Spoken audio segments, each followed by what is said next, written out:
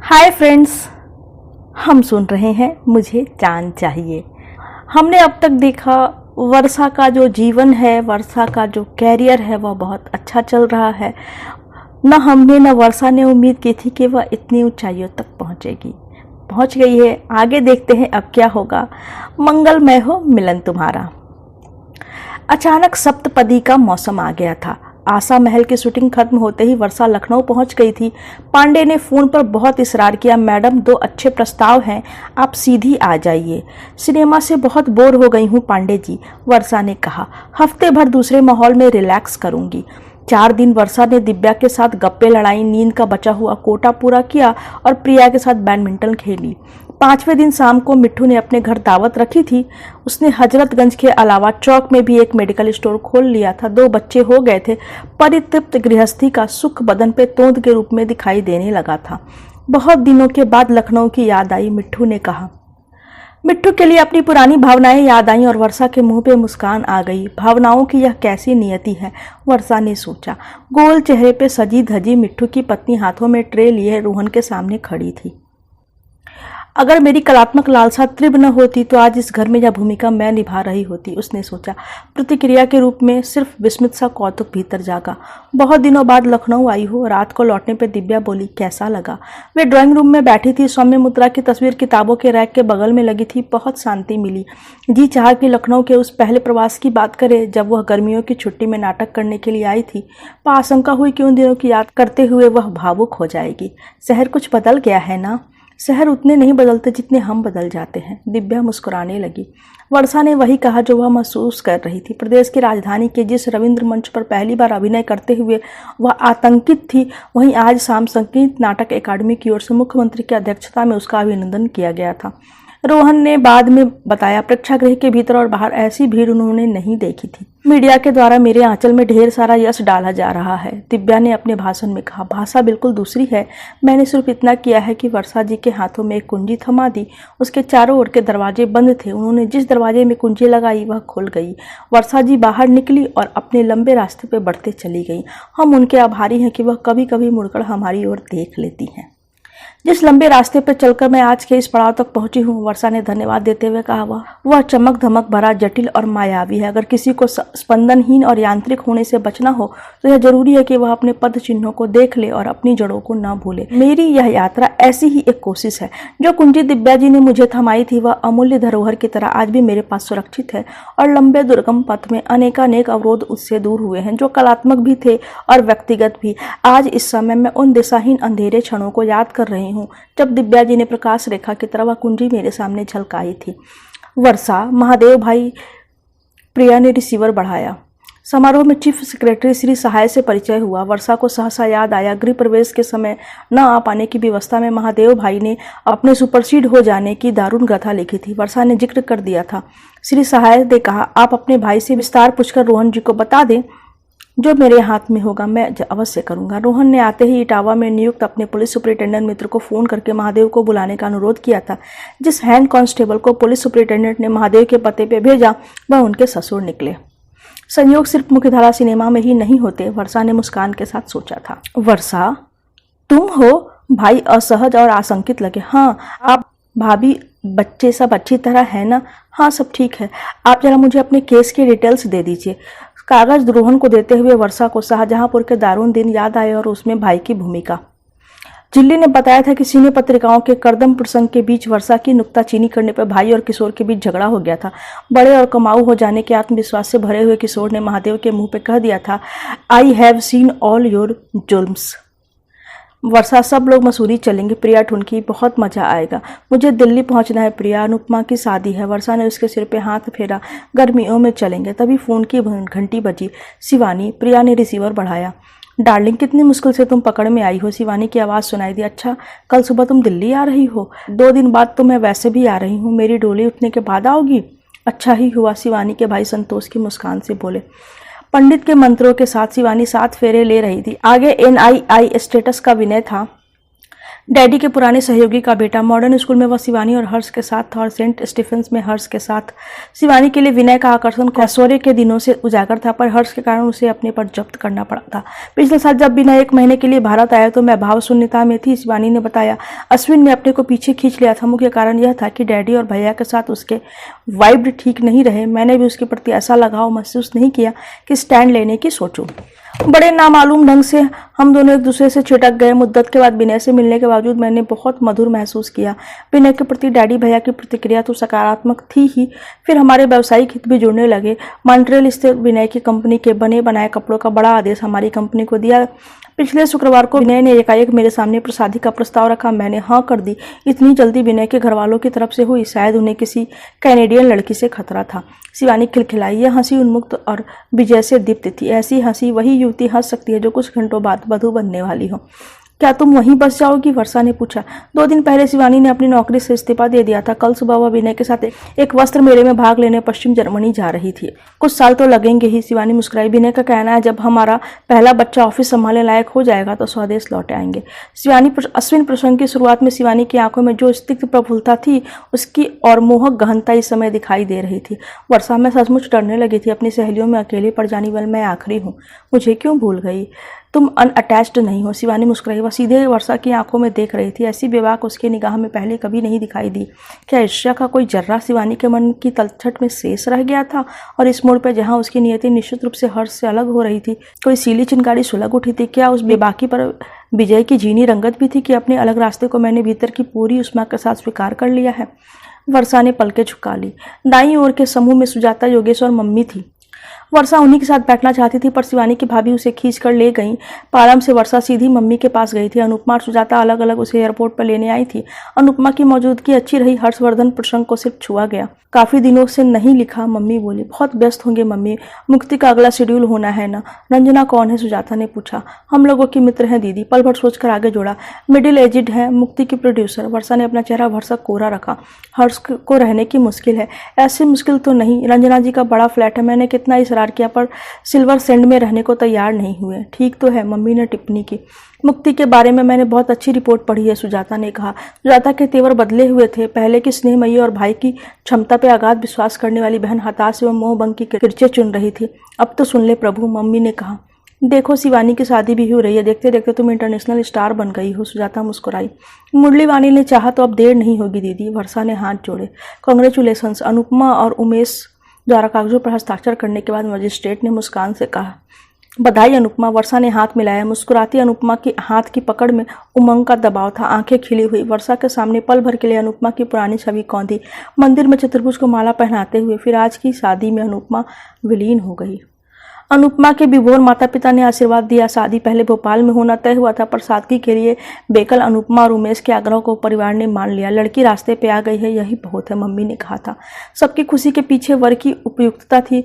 Umesh Ramjas college में प्राध्यापक और दिल्ली के 2 श्रमिक संगठनों से जुड़े हुए थे। मजदूर बस्तियों में नुक्कड़ नाटक के दौरान ही अनुपमा से भेंट हुई थी। लगता है मैं तुमसे पहले 7 फेरे लगा लूंगी, अनुपमा ने 4 महीने पहले लिखा था। स्नेह मेहमानों को ठंडे पेय की बोतलें देने लगे। पुरवाई की गोद में गदबदा बच्चा था। वर्षा ने उसका गाल थपथपाया तो उसने भाव भी भंगिमा से उत्तर दिया।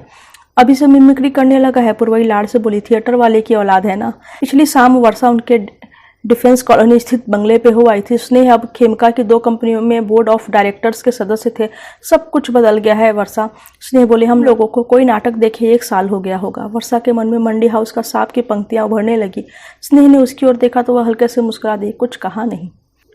वर्षा टहलती हुई लान के दूसरी ओर आ गई थी। इतने दिन बाद जोड़बाग के घर में होना भला लगा। मोह भरी आंखों से अपने लता मंडप को देखा। उसका कमरा वैसा ही था। मेज पर उसकी कुछ किताबें और नाटक के आलेख रखे थे। उसने अपने अपने नर्क के पन्ने पलटे। वह अपने संवाद रेखांकित कर लेती थी। हाशिए पर निर्देश लिखती थी। यहाँ से सघनता, यहाँ पर सांस। मम्मी डैडी के जाते ही तुम्हारा कमरा फिर खाली हो जाएगा, अनुपमा ने कहा। यह आमतौर पर बंद ही रहता है। अपनी चीजें वर्षा ने नहीं मंगवाई थी। उसका इस घर से निकलना वर्षा को हमेशा के लिए दिल्ली से निकलने के बराबर था, जो उसे सहन नहीं होता था। पर आज उसने सोचा, अनुपमा के ब्याह के बाद स्थिति बदल जाएगी। इस कमरे का इस्तेमाल शायद स्टडी की तरह होगा।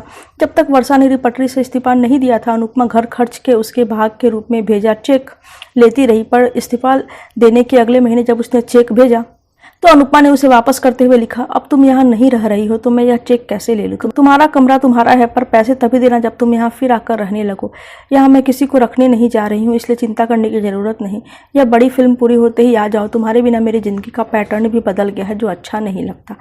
मैंने एक नहीं कई बड़ी फिल्में कर ली, पर दिल्ली नहीं लौट पाई। अब अनुपमा की ज़िंदगी का पैटर्न बदल गया है, वर्षा ने सोचा। वर्षा जी प्रणाम। सूर्यभान ने उठते हुए हाथ जोड़े और चंचल मुस्कान से कहा, आपके सामने मेरे पांव वैसे ही कांप रहे हैं जैसे किशन लाल के आगे अचानक ओलिवियन आ गए हों। पिछले दिन वर्षा की पटरी गई थी। रविंद्र भवन में कार घुसी तो वर्षा का दिल धक धक करने लगा। लॉबी मरी पटरी की नई प्रस्तुति भगवत कुंजम का पोस्टर लगा था। वह परिचित चौकीदार से कुशलक्षेम पूछने लगी। वर्षा को सामने देखकर चौकीदार सक पका गया था। देखते देखते वर्षा के आसपास भीड़ लग गई।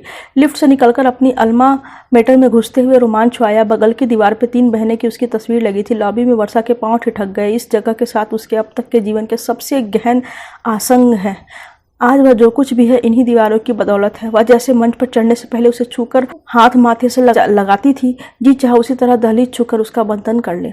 जहे नसीब वर्षा जी के दर्शन हुए। कार्यालय के नथानी गलियारे से आते हुए ठिठक गए और लपककर सूर्यभान के कमरे का दरवाजा खोला। देखिए तो कौन आया है, मेरी दुनिया बदल गई है। सूर्यभान, अर्चना और ममता के सामने बैठे हुए वर्षा ने सोचा। पुराने लोगों में सिर्फ हम ही तीनों पापी बचे हैं। अर्चना मुस्कुराई। सूर्यभान और अर्चना उसके साथ सहज थे। ममता थोड़ी संकुचित हो रही थी। क्या कास्टिंग को लेकर हुए पुराने तनाव को याद कर रही है, वर्षा ने सोचा। सीजन की शुरुआत हमने मिस जूली से की थी। सूर्यभान ने ब्रोशियर आगे बढ़ाया। इन 3 के अलावा वर्षा को कोई और पहचाना चेहरा दिखाई नहीं दिया। नैना की मैंने तारीफ सुनी है, वर्षा बोली। और मेरी पटरी छोड़ गई, सूर्यभान मुस्कुराई। यहाँ 102 एपिसोड का एक सीरियल बन रहा है, उसमें उसे मुख्य भूमिका मिली है। एक किस्त का पारिश्रमिक 1500 मिलेगा। हिसाब लगा लो कितना हुआ। पहले यहाँ एक जगह के लिए 10 उम्मीदवार होते थे, अर्चना बोली। अब हालत यह है कि C क्लास एक्टर भी यहाँ टिकना नहीं चाहता। पिछले साल स्कूल की प्रवेश समिति में मैं था, सूर्यभान ने कहा। लगभग सभी उम्मीदवारों का तौर तरीका ऐसा था जैसे थिएटर को सिनेमा के स्टेपिंग स्टोन की तरह इस्तेमाल कर रहे हों। तीसरे साल के 4-5 लोग तो जिस दिन इम्तिहान खत्म हुआ उसी दिन रात की गाड़ी से मुंबई के लिए कूच कर गए। ममता बोली, स्टार बनने में एक भी दिन की देरी क्यों हो? मुंबई पे हमारे हमले के कुछ फायदे भी हुए हैं, वर्षा ने कहा। कला फिल्मों से हम लोग पहले से जुड़े रहे हैं और मुख्यधारा सिनेमा में भी हमने साबित किया है कि प्रशिक्षित कलाकार ज़्यादा भरोसेमंद, कुशल और प्रभावी हैं। धारावाहिकों और टेलीविजनों में तो हमारे लोग भरे हुए हैं। बहुत धीरे धीरे ही सही, पर इस माहौल के कुछ कोनों का तो संस्कार होगा। यहाँ मैं उस विलक्षण लाभ की बात नहीं कर रही हूँ जो हमें व्यक्ति के रूप में हुआ है। कई नए कलाकारों से भेंट हुई। वर्षा जी, आप हमारे आदर्श है, एक अभिनेत्री ने अपना मत प्रकट किया। इस सेशन के आखिर में हम भी पटरी छोड़ रहे हैं। दूसरी बोली, हम ट्रेनी अप्रेंटिस हैं। थोड़ी देर पहले वर्षा को जो सिहरन हुई थी उसकी जगह अब जीने अवसाद ने ले ली। 4 मौसम के बारे में मैंने पढ़ा था, वर्षा। सूर्यभान बोले, अच्छा लगा। अपना प्रोडक्शन यहाँ क्यों नहीं लाती? ट्रेड फेयर अथॉरिटी स्पॉन्सर करती है। वर्षा तो अब हॉलीवुड की तैयारी कर रही होगी, एक अभिनेता बोले। इनके पास समय कहाँ होगा? वर्षा मुस्कुराकर रह गई। कैमरे की पैनलिंग शॉट की तरह नए कलाकारों के चेहरे पर निगाह फेरी। सबकी आंखों में सिनेमा स्कोपी सपने कुलबुला रहे थे। डिक्टेटर की क्या खबर है, वर्षा ने पूछा। पिछले वर्ष डॉक्टर अटल ने एकाएक स्कूल से त्यागपत्र दे दिया था। समाचार पत्र देखते हुए वर्षा स्तंभित रह गई थी। तुरंत उनके घर का नंबर डायल करने लगी, फिर रह गई। क्या बात करेगी? मुझे बताइए, आपने क्यों इस्तीफा दिया? उनकी बजाय सूर्यभान का नंबर मिलाया। वे 2 दिन पहले विदेश चले गए हैं। थिएटर आर्किटेक्चर पर बड़ी किताब लिख रहे हैं। स्कूल यूनियन में से 1-2 रंग विरोधी तत्व घुस आए हैं जो अनरिजनेबल मांगों पर अड़े हुए थे। संस्कृति मंत्रालय से भी वे नाराज थे, जो कि उनकी 3-4 योजनाओं को अरसे से पेपर वेट तले दबाए हैं। उनकी जगह आदित्य के बैच के श्याम मनोहर ले रहे हैं। वर्षा पे कुछ दिनों अजीब सी उदासी छाई रही, फिर अपने को समझाया। दशरथ की जगह राम लेते हैं, सुभद्रा देवी की जगह कंचन प्रभा। संसार का यही नियम है। आजकल लंदन में है, सूर्यभान बोले। इंडिया ऑफ लाइब्रेरी कंसल्ट कर रहे हैं। किताब के 6 अध्याय पूरे हो गए हैं। मन के एक स्तर पर वर्षा को डॉक्टर अटल की अनुपस्थिति भली लगी। विद्यालय के सामूहिक पलायन के दृश्य देखने से वे बच गए। अपने अपने नर्क में प्राग स्प्रिंग का उल्लेख था। इस उदारवादी दौर की समाप्ति प्राग में रूसी टैंकों के आगमन से हुई, जिसके बाद अलग अलग विधाओं के तमाम प्रख्यात कलाकार देश को छोड़ गए। रंगमंच का दिल्ली स्प्रिंग मुंबई के आह्वान से मुरझा गया। सिलबिल, अब तो झिल्ली का भी ब्याह हो गया। जीजाजी बोले, अब तुम्हें क्या कहना है? वर्षा जब मुंबई लौटी तो बौखला गई। हर तरफ से तारीखों की हाय हाय मची थी। निर्जा का नया सेट तैयार खड़ा था। 10वीं सुंदरी वाली फिल्म का इंडोर काम हो चुका था। वे लोकेशंस पे जाना चाहते थे। एक कला फिल्म फ्लोर पे जाने को तैयार थी, दूसरी की डबिंग करनी थी। सिद्धार्थ नया शेड्यूल शुरू करना चाहता था। एक पुरानी फिल्म में पैचवर्क निकल आया था, तो निर्माता अपनी कहानी सुनाने को उतावले थे। सांताक्रूज हवाई अड्डे से ही वर्षा पांडे के साथ निर्जा के सेट पे चली गई। मैनाक को किसी अन्य फिल्म के लोकेशन पे बाहर जाना था उनके पास यही एक हफ्ता था। निर्जा थोड़ी घबराई हुई थी, आशा महल के कारण उसकी फिल्म पे चढ़ रही थी। निर्जा तुम चिंता मत करो, वर्षा ने कहा, मैनाक जी के साथ के दृश्य इस हफ्ते मैं पूरे कर लूंगी। मेरे अलावा वाला उनका काम तुमने निपटा ही लिया है। महीने भर में तुम्हारे शेड्यूल को सबसे ऊपर रखूंगी। समय मिलेगा तो दूसरे शिफ्ट सिद्धार्थ के साथ कर लूंगी। रात को 10 बजे जब वर्षा लौटी तो नारी केंद्र स्वागत के लिए दरवाजे पे खड़ा था। क्यों, मेरे पीछे वीसीआर पे 1000 फिल्में देख ली ना? वर्षा ने हंसकर पूछा। क्या दीदी, दिन भर बोर होते थे? झुमकी बोली। दीदी इतनी लंबी तारीखें मत दिया करो, झुमकी बोली। चिल्ली सिर्फ मुस्कुराई, गुमसुम लगी। हर्ष नहीं आया? नहाते हुए वर्षा ने सोचा। उम्मीद थी हर्ष हवाई अड्डे पे पदार्पण करेगा, वहां नहीं मिला तो सोचा रात को घर जरूर पहुंचा हुआ होगा। जिज्जी थोड़ी वाइन दूं? झिल्ली ने पूछा। झुमकी का यह दायित्व अब झिल्ली ने संभाल लिया था। मदिरा प्रकोष्ठ के बारे में अब झिल्ली और हेमलता की धारणा बदल गई थी। जिज्जी, निर्जा, मीरा, हर्ष, त्रिभुज, सिद्धार्थ, कितने लोगों को चषक के साथ नॉर्मल देखने के बाद दोनों आश्वस्त हो गई थी। सिर हिलाते हुए वर्षा ने अपनी पसंदीदा जगह पे बड़े तकिए से टिक कर बैठ गई। एक कुशन गोद में रख लिया। अंतराल के बाद दिनचर्या में वापसी के कील पेच जोड़ने में असमंजस था, पर घर में होने में आश्वस्ति थी। शासन पे बैठा देखकर हर्ष ने उसे परिवार की मुखिया की उपाधि दी थी। यूं खाने की मेज पे पता नहीं कैसे यह जगह हर्ष के लिए सुरक्षित हो गई थी। दीदी इसको थोड़ा और दुलार कर लो, हेमलता मुस्कुराई। कुरुबक के साथ वर्षा का मधुर मिलन संपन्न हो चुका था, पर वह उसकी गोद में चढ़ने की कोशिश के साथ कूं कूं किए जा रही थी। Jesus, she has become demanding like a lover, झिल्ली ने टिप्पणी की। वर्षा एक पल को चौंकी, फिर सहज हो गई। दिन में 10 बार उप्स, टचवुड और जिज्जी, कम ऑन यार का आलाप लगाने वाली चवन सुल्तानगंज में पल्लवित झिल्ली का ऐसा रूप उसे माधवी लता के विकास के समान स्वाभाविक ही प्रतीत हुआ। हर्ष की क्या खबर है? वर्षा ने घूट लिया और कुरुबक की पीठ सहलाने लगी। करीब रोज आते थे, नहीं तो फोन जरूर करते थे, झिल्ली बोली। हम सबको माउंट मैरी फेयर ले गए थे, हेमलता ने कहा। 10 दिन से कुछ पता नहीं, झिल्ली ने उसकी ओर देखा। मैंने फोन किया तो रंजना जी बोली शहर के बाहर गए हैं और रिसीवर रख दिया। वर्षा कुछ पल चुप रही, सोचा कल एंड्रयू को फोन करेगी। मेरे बैग में लड्डुओं का पैकेट होगा, वर्षा बोली। मम्मी ने हर्ष के लिए भेजा है। वर्षा को उम्मीद थी झिल्ली कहेगी मैं सब खाऊं, एक बचाकर हर्ष भैया को दूंगी, पर वह चुप रही। फ्रिज में रख देती हूँ, हेमलता उठ गई। कुकर की सीटी नहीं बजी, झुमकी भी रसोई में चली गई। वर्षा को थोड़ा अटपटा लगा। जिज्जी तुमसे कुछ कहना है, झिल्ली बोली। उसके चेहरे पर ऐसी आशंका वर्षा ने कभी नहीं देखी थी। आज हमेशा के जैसा श्रृंगार पटार भी नहीं था। ढीला सलवार कुर्ता पहन रखा था, ना आंखों में काजल की रेखाएं थी, ना बालों की अट्टालिका बनी थी। तुम डांटोगी तो नहीं? क्या बात क्या है? वर्षा को उलझन हुई। सोचा या तो इसके हाथ से कोई कीमती चीज खराब हो गई है या कार से छोटी मोटी टक्कर हो गई। पिछले दिनों उसने कार चालन शुरू कर दिया था। सौजन्य, हर्ष भैया। जीजी मुझसे कोई अनुचित बात नहीं हुई, मैं तुम्हें छूकर सौगंध खाती हूँ। झिल्ली ने हाथ बढ़ाकर उसके पांव छुए। उसका स्वर भर्रा गया था। वह निगाह मिलाकर उसकी ओर नहीं देख पा रही थी। झिल्ली अभी तुम कितना नांदी पाठ करोगी? वो है ना नैन रंजन, झिल्ली ने थूक सा गटका। कौन? यू आर टू मच जीजी, तुम्हारे पास कितनी बार आया है माखन चोर का ग्रैंडसन। उत्तर भारतीय समाज ने उत्तर प्रदेश की विभूति होने के नाते वर्षा का अभिनंदन किया था। उसके अध्यक्ष गोपाल मिश्र और उनके बेटे मुरारी से तो भेंट हुई थी। मुरारी का बेटा नैन रंजन भी समारोह के सिलसिले में 4-5 बार वर्षा के पास आया था।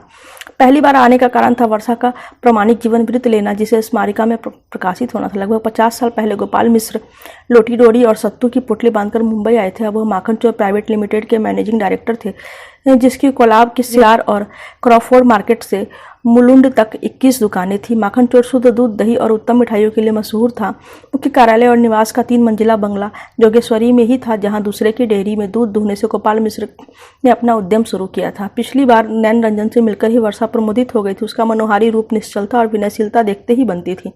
समारोह के समय वर्षा को उसकी संपन्नता के विस्तार मालूम हुए। तीखे नक से बड़ी बड़ी आंखें और माइकल जैक्सन जैसे बालों के साथ वह लॉर्ड जेम्स की कमीज और पियरे कांडा के ट्राउजर में अतिथियों की अभ्यर्थना कर रहा था। नैन रंजन, तुम्हें तो कवि होना चाहिए था, वर्षा ने चुटकी ली थी। नैन को आप कवि ही समझिए वर्षा जी, गोपाल मिश्र हंसे।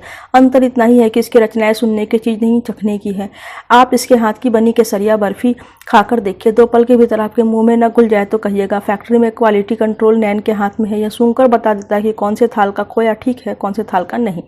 तो क्या हुआ? वर्षा के चेहरे का भाव देखकर झिल्ली मलिन पड़ गई। सूखे गले से बताना शुरू किया। समारोह के 3-4 दिन बाद जब झिल्ली बंदरा में अंग्रेजी संभाषण का क्लास खत्म करके इंस्टीट्यूट से निकली तो बाहर अचानक अपनी मारुति से उतरता हुआ नैन मिल गया। मिश्र परिवार के साथ जिज्जी के अच्छे संबंधों के कारण बेचारी को नैन के साथ कॉफी पीनी पड़ी।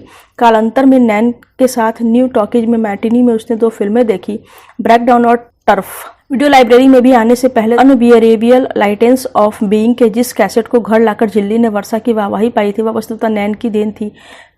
प्रेम कहानी के निर्मल प्रवाह में जालिम जमाने का प्रतिरोध तब आया जब वर्षा को लोकेशन प्रवास में हेमलता ने उसे फौरन नैन से बात करते हुए पकड़ लिया। भाभी, उससे भले ही थोड़ी ही बड़ी थी पर थी तो परिवार की बहू। घर की मर्यादा पे आँच आने की आशंका से हेमलता लरज उठी। झिल्ली, दीदी से बिना पूछे प्रेम करने की तुम्हारी हिम्मत कैसे हुई? दीदी सुनेंगे तो उन्हें कितनी चोट पड़ेगी। तुम्हारे भैया को पता चलेगा तो मुझे डांटेंगे ही ना। भाभी ने अपना निर्णय सुना दिया, जब तक दीदी नहीं आती तब तक कोचिंग क्लास में तुम्हारे साथ मैं चलूंगी। कुछ ऊंच नीच हो गए तो सब मुझे ही दोषी ठहराएंगे। शाम को हर्ष आया तो घर का तनाव मुखर था। भाभी ने उसे झिल्ली द्वारा गलत कदम उठाए जाने की सूचना दे दी। हर्ष ने हफ्ते भर में नैन के बारे में यहाँ वहाँ से सारी जानकारी प्राप्त कर ली। फिर उसने कहीं बाहर अकेले में नैन का इंटरव्यू किया, जिसका लिखित परिणाम उसने भाभी को झिल्ली के सामने उस पर दिखाए बिना ही दिया। हर्ष के आग्रह पर झिल्ली ने कसम खाई कि जिज्जी के आने तक वह नैन से नहीं मिलेगी। झिल्ली ने अपनी तरफ से वादा किया कि वह नैन से फोन पर भी बात नहीं करेगी। वर्षा ने बड़ी बूढ़ी की तरह हुंकार बढ़ा। वह अपनी हंसी रोके हुए थे। पिछले हफ्ते नैन का फोन आया था। मैंने हेलो के बाद कोई बात नहीं की। रिसीवर रखकर भाभी को बुला दिया। नैन ने भाभी से क्या कहा मुझे नहीं मालूम। हेमलता ने ठीक कहा है, बड़ों से पूछे बिना कहीं प्रेम किया जाता है। झिल्ली ऐसे सामने बैठी थी जैसे उससे गौवध हो गया हो। वर्षा तनिक खांसी। अगर नैन हमें पसंद नहीं आया तो जो तुम कहोगी वही मैं करूंगी। यह है नई पीढ़ी का प्रेम, वर्षा ने सोचा। न इंटरगेटी न जोखिम का साहस। मौन का दूसरा अर्थ निकालकर झिल्ली विदीर्ण हो गई। मुझसे भूल हो गई जिज्जी, एक बार क्षमा कर दो। सोचती हूँ कहकर वर्षा ने कुछ पल सोचा, फिर आवाज लगाई, हे माँ। आई दीदी। हेमलता तुरंत कमरे से निकल आई। हर्ष ने जो कागज दिया था जरा दिखाओगी? हेमलता ने पल्लू में छिपा हाथ आगे बढ़ाया। नैन रंजक बहुत नेक, परिश्रमी और होनहार है। मैं कुमारी वर्षा वशिष्ठ से उनकी प्रबल सिफारिश करता हूँ। अगर मूल्यांकन अंकों में किया जाए तो हमारी लड़की को 100 में से 40 अंक मिलेंगे और नैन को 100 में से 100। वर्षा ने हेमलता को देखा। दोनों के चेहरे पे मुस्कान थी। झिल्ली का सिर झुका हुआ था। तभी दरवाजे की घंटी बची। माखन चोर आए हैं, झुमकी ने चंचल मुस्कान से सूचना दी। उसने नैन का यही नाम रखा था। नैन अभिवादन के साथ भीतर घुसा। दीदी नमस्ते, भाभी नमस्ते। फिर झिल्ली की ओर देखा। हेलो। हेलो। जिज्जी के चरणों की ओर देखती हुई झिल्ली बोली। बैठो नैन, वर्षा बोली। नैन सामने बैठ गया। वह बिल्कुल आत्मसजग नहीं था। जिज्जी मैं जाऊं? झिल्ली ने कातर भाव से अनुमति चाहिए। परिवार की मुखिया के सिर हिलाने पर झिल्ली उठ गई। हेम भी उठने लगी तो वर्षा ने उसे बैठने रहने का संकेत दिया। नैन तुम्हें कैसे मालूम पड़ गया कि मैं आ गई हूँ? क्या है दीदी कि इंडियन एयरलाइंस के एक ऑफिसर हमारे पुराने ग्राहक हैं। मैंने उनसे प्रार्थना की थी कि आपके आते ही मुझे फ़ोन कर दें। नैन मुस्कुराया। अब आप पूछेंगी मुझसे बात करने की इतनी जल्दी क्या है? इसका कारण यह है कि पिताजी वाराणसी में मेरे रिश्ते की बात कर रहे हैं। पिछले सप्ताह मैंने दादा दादी को ज्वेल के बारे में, झिल्ली का नाम महानगरीय रूपांतर, बता दिया है। दादा आपसे मिलना चाहते हैं। वह कब आए? वर्षा को छुटकारे से बड़ा ताज्जुब हुआ। वह जिसे प्रेम व्यापार समझ रही थी वह वस्तुतः शादी की प्रस्तावना थी। तुम पगले हो नैन। वर्षा हंसने लगी। दद्दा क्यों आएंगे? हम लड़की वाले हैं, हम आएंगे। तभी फोन की घंटी बजी। हाँ सब ठीक है, तुम अच्छे हो ना? हाँ जिज्जी यहीं, आज सुबह ही लौटी है। हेम ने मुस्कान के साथ रिसीवर बढ़ाया। शाहजहांपुर से। पिछले महीने वहाँ फ़ोन लग गया है। वर्षा की पहली प्रतिक्रिया विस्मय की थी। चौवन सुल्तानगंज को फ़ोन के साथ जोड़ पाना सरल नहीं था। मैं मजे में हूँ किशोर, तुम्हारी क्या खबर है? हेम की चिंता मत करना, थोड़ी मोटी करके भेजूंगी। हेमलता पल्लू में मुँह छिपाकर हंसी। दद्दा यहाँ मैं तुमसे पूछने वाली थी, 1 मिनट। वर्षा ने हेमलता की ओर देखा। यहाँ दद्दा की चिट्ठी आई है? हेमलता ने नाही में सिर हिलाया। नहीं, कोई खबर नहीं। कोई गड़बड़ है जिज्जी। 18 दिन पहले रामेश्वरम से आई चिट्ठी में उन्होंने लिखा था मेरी तबीयत ठीक नहीं, मैं मुंबई होते हुए वापस लौटने की सोच रहा हूँ। मैं समझ रहा था वह तुम्हारे पास होंगे। आज सुबह हेमा की चिट्ठी मिली जिसमें उसने दद्दा की खबर पूछी है। पिछले हफ्ते बड़े भैया की चिट्ठी आई तो उनके पास भी कोई समाचार नहीं। चिट्ठी में कोई पता दिया था, हिंदू धर्मशाला लिखा था। उनके पास पैसे तो कम नहीं पड़ गए? ऐसा तो होना तो नहीं चाहिए। 2000 लेकर गए हैं। मैंने भी कह दिया था जरूरत पड़े तो तार कर दे। वर्षा पल भर सोचती रही। किशोर का स्वर बेहवल हो गया था। जिज्जी वह जरूर बीमार पड़ गए हैं। तो घबरा मत, मैं पता करवाती हूँ। घंटे भर के भीतर एक डीसीपी आए और दद्दा की फोटो तथा अन्य विस्तार ले गए। वर्षा ने महाराष्ट्र के गृह राज्य मंत्री को फोन किया। चंद्र प्रकाश के एक मैसेंजर भी दद्दा की तस्वीर ले गया। चंद्र प्रकाश ने तुरंत अपने मद्रास कार्यालय को टेलेक्स भिजवा दिया। सुबह कुरियर सर्विस से तस्वीर ली जाएगी, उन्होंने फोन पर आश्वस्त किया। अगले 3 दिन तनाव में बीते। अगले दिन दोपहर से ही अलग अलग तरह की रिपोर्ट आने लगी। 12 दिन पहले शर्मा जी ने हिंदू धर्मशाला छोड़ दी थी। स्थानीय अस्पतालों के भर्ती रजिस्टर में उनका नाम नहीं निकला। इस आयु वर्ग की कोई लावारिस लाश नहीं मिली। डीसीपी ने बताया पिताजी के हुलिया से मिलता जुलता एक व्यक्ति मदुरई की बस में बैठता हुआ देखा गया है। मेरे सिक्योरिटी ऑफिसर फॉलो ऑन कर रहे हैं, चंद्र प्रकाश ने रात को बताया। आज यहीं तक। आगे की कथा फिर सुनेंगे। बाय।